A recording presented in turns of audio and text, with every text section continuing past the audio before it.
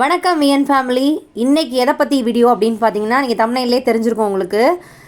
தை அமாவாசை 2025 இப்போ வரப்போகிற தை அமாவாசை அன்று நம்ம எந்த 3 பொருள்களை தானம் செஞ்சோம் அப்படின்னா 7 தலைமுறை பாவத்தை நீக்க முடியும் அப்படின்னு சொல்லிட்டு இந்த வீடியோ பார்க்க போகிறோம்.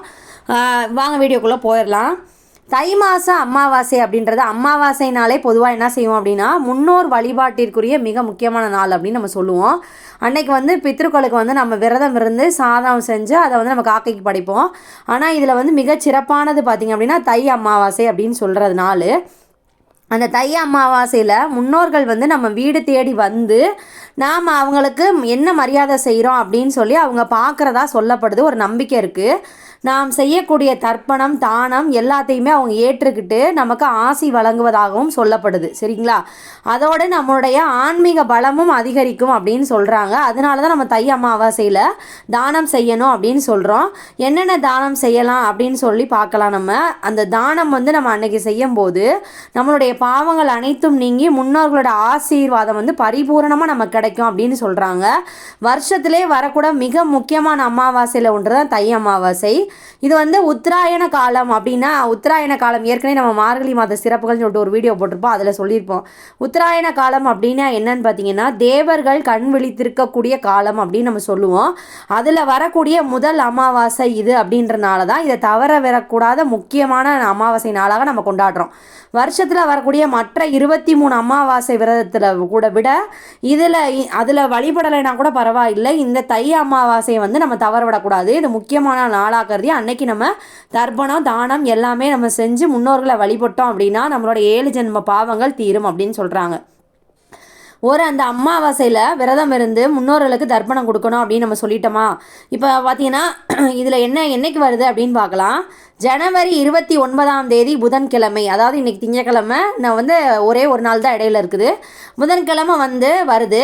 ஜனவரி 28 இரவு ஆரம்பிக்குது. இரவு 8:10 ஆரம்பித்து ஜனவரி 29 இரவு 7:21 வரைக்கும் இருக்குது இந்த திதி. அதனால நம்ம என்ன பண்ணிக்கலாம்னா, முழு அமாவாசை அப்படின்னு பார்த்தோம்னா புதன்கிழமை தான். அதனால் நம்ம விரதம் இருந்து காக்கைக்கு சாதம் வைக்கிறதுலாம் அந்த புதன்கிழமை தான் நமக்கு சரியாக வரும். அந்த புதன்கிழமை பார்த்தீங்கன்னா பெருமாளுக்குரிய திருவோண நட்சத்திரத்துடன் இணைந்து வர்றதுனால இன்னொரு தனி சிறப்பு இருக்குது அப்படின்னு சொல்கிறாங்க இந்த வருடம். சரிங்களா? அந்த 3 பொருள் என்ன அப்படின்னு பார்க்கலாம். தானம் செய்ய யாருக்கு தானம் செய்யணும் அந்த 3 பொருளை அப்படின்னு சொல்லிட்டு பார்த்துடலாம். நம்ம பித்ரு தர்ப்பணம் அளிக்கிறோம்ல, அந்த பித்ரு தர்ப்பணத்துக்கு நம்ம ஒரு ஐயர் கூப்பிட்டுருப்போம் இல்லையா, அந்த ஐயருக்கு தான் நம்ம என்ன பண்ணணும், தானம் கொடுக்கணும்.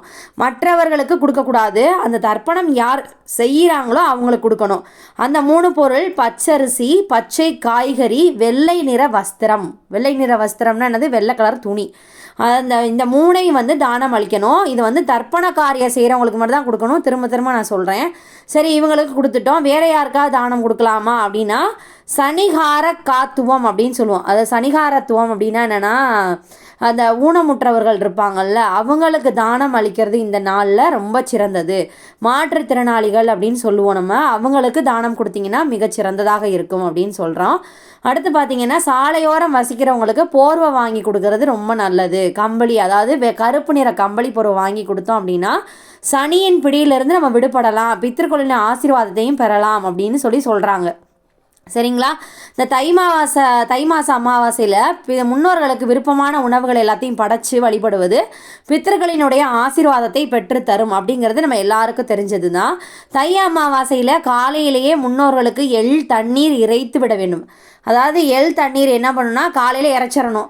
எள்ளும் தண்ணீரையும் வச்சு நம்ம இந்த தர்ப்பணம் பண்ணும்போது நீங்கள் பார்த்துருப்பீங்க, அந்த மாதிரி நம்ம செய்யணும். இது அவர்களை திருப்தி அடைய செய்யும் அப்படின்னு சொல்கிறாங்க. திருப்தி அடைஞ்சு அவங்க நமக்கு நிறைய ஆசீர்வாதங்களை வழங்குவாங்க அப்படின்னு சொல்லப்படுது. முந்தைய தலைமுறையில் இருந்து செய்த பாவங்கள் அனைத்துமே, இந்த குறைகள் எல்லாமே இதில் நீங்கி நமக்கு நன்மைகள் அதிகரிக்கும் அப்படின்னு சொல்கிறாங்க.